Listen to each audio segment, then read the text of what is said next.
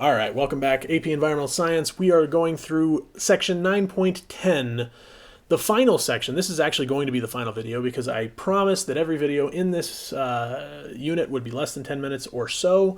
I think my greatest video was 12, 13 minutes. So this will be the last video because we're almost done with everything. And I promise you this is the last video. All right, let's do it. So, more problems that cause habitat loss include decline in genetic diversity. All right, so sorry, I had to step away for a moment. Anyways, there's been a decline in genetic diversity. That's another one of these downsides, right? So when you have a wild species, that's where you have more genetic diversity. Some of the harmful effects means that there's no genetic insurance for an environmental change in the future. Massive events cause more devastation to a species. We also see an inbreeding depression because if there are fewer alleles in a population, there's a lowered fitness for the species. For example, here, if you have a dominant allele and a recessive deleterious allele, you know, we have a dominant species and a non-dominant species, but if there is interbreeding, it allows for this not so great recessive trait that might be bad for the species.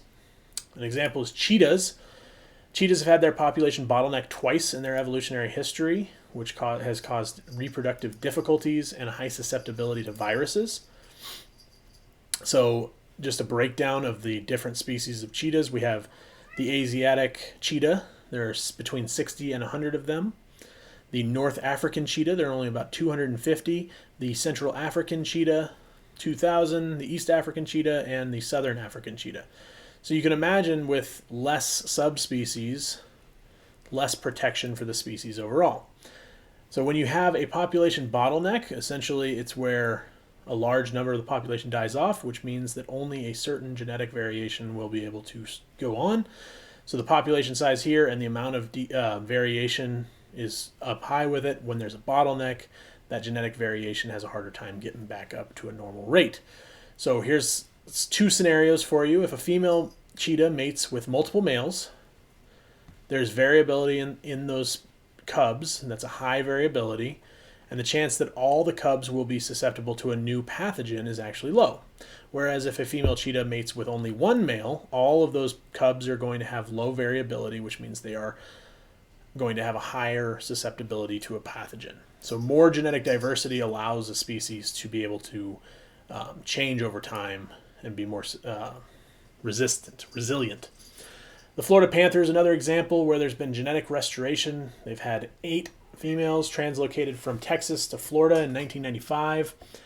The population is up 3 times, but heterozygosity, fitness, and survival are up significantly. By introducing different genetics into that population, it has allowed better survival. So here's the current range of the Florida panther.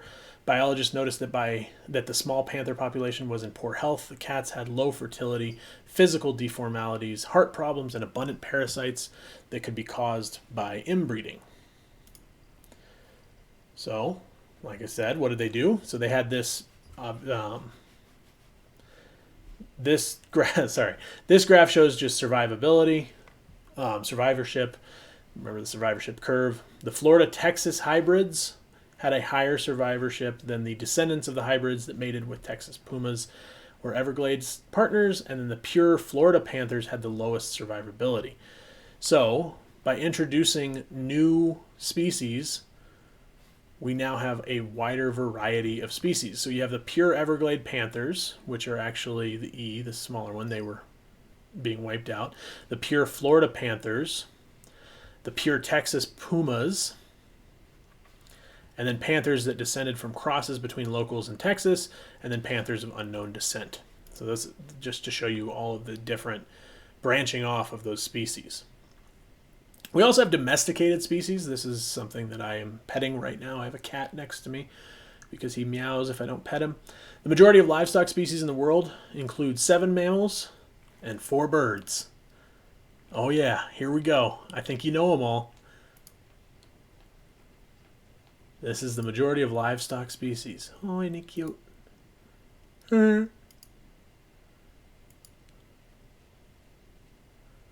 Just a reminder, 7 mammals, 4 birds. So 2, 3, 4, 5, 6. One more mammal. Can you guess it?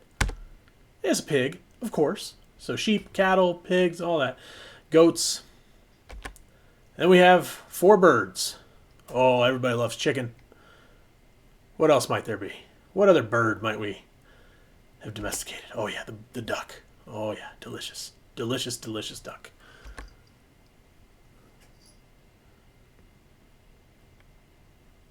Are those ducks?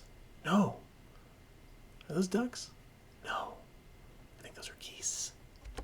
And of course, turkeys. We've also seen a genetic diversity declining because we concentrate on the most productive varieties of livestock and crops. So common wheat, for example, is the most widely cultivated wheat species in the world. We are, in turn, causing more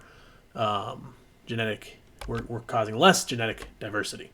So plant genetic diversity declines as we are able to concentrate on higher yields. It leaves us vulnerable to biotic or abiotic changes.